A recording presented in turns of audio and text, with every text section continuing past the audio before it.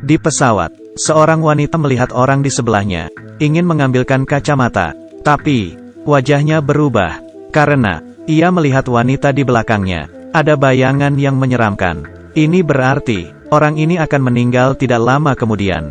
Ia menengok, dan menemukan semua orang di pesawat, di belakang pramugari. Semua memiliki bayangan hitam. Ia berteriak ketakutan, memukul pintu pesawat, ingin menghentikan pesawat dari lepas landas. Pesawat tidak dapat lepas landas. Pesawat ini tidak boleh terbang. Kamu tidak boleh membiarkan pesawat ini terbang. Pada akhirnya, hanya ada dirinya, yang dianggap pembuat onar, diturunkan dari pesawat, melihat pesawat ini lepas landas. Dan, tidak lama kemudian, pesawat ini dilaporkan di televisi, bahwa semua penumpang tewas. Ia tidak salah, perempuan ini bernama Kang Haram. Sejak kecil ia bisa memprediksi kematian. Bahkan, ia dapat melihat kejadian ketika orang meninggal.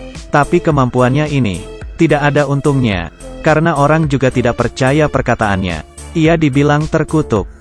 Dengan cepat, Kang Haram dibawa ke biro. Ia dikira ada sangkut pautnya dengan kecelakaan pesawat itu. Tanpa pilihan, Kang Haram memberitahu kemampuan dirinya. Tapi tidak ada yang percaya. Kali ini, ada seorang perempuan masuk. Tidak berhati-hati menabrak Kang Haram. Saat itu, Kang Haram melihat, tidak lama lagi, perempuan ini akan membeku di freezer. Tapi, pihak polisi mengira ia hanya berbicara omong kosong. Semua ini dilihat oleh anggota polisi Lao Song. Ia berbeda dari yang lain. Kemampuan Kang Haram tampak menarik. Keesokan harinya, penyebab kecelakaan pesawat adalah gagal bahan bakar. Kang Haram dilepas. Dalam perjalanan pulang, seorang pria berdiri di jembatan. Kang Haram berkata, orang itu akan segera meninggal. Tapi Lao Song tahu, orang itu mondar-mandir di jembatan. Sudah bermasalah selama 2 tahun. Setiap kali menakuti orang, ia yakin orang itu tidak akan pernah melompat. Tapi ia salah. Kali ini, orang itu melompat.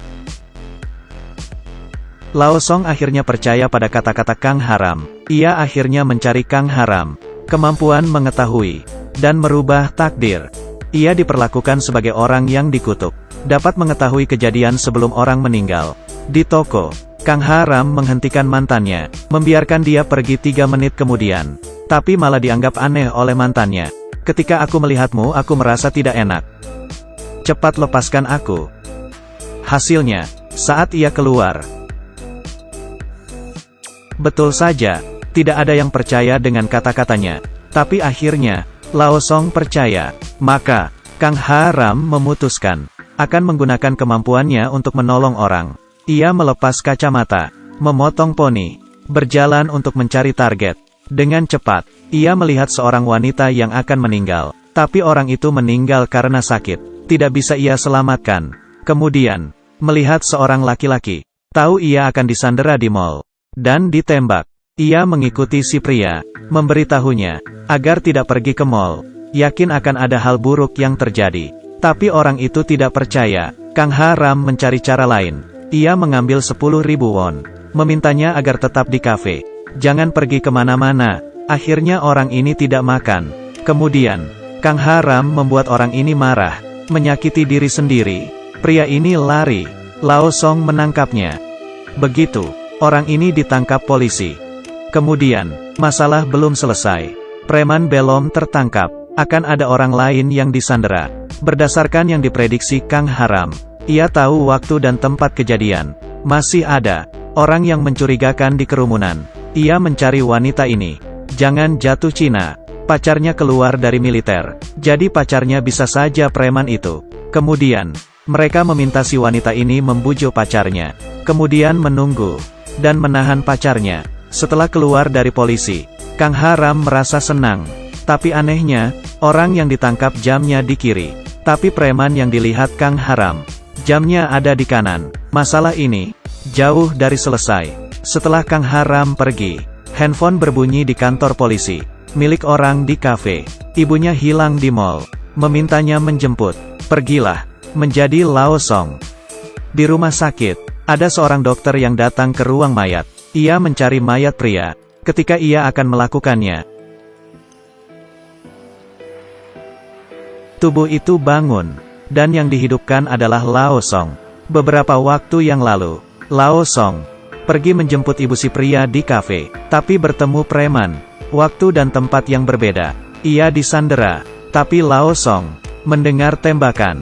Lao Song jatuh ke tanah. Setelah dibawa ke rumah sakit, ia tidak tertolong. Tapi sekarang, ia masih hidup. Siapakah dia? Siapa yang mau menggunakannya? Masalah menjadi semakin rumit. Yang aneh adalah, setelah Lao Song sadar, seperti orang lain sebelumnya, ia adalah orang yang baru.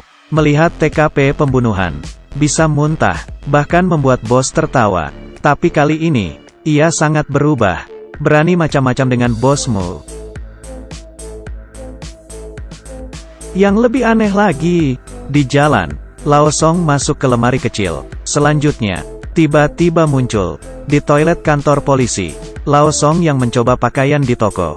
Sedetik kemudian, berada di toilet wanita. Ia sadar, apakah ia punya kekuatan super? Malamnya, Lao Song pulang.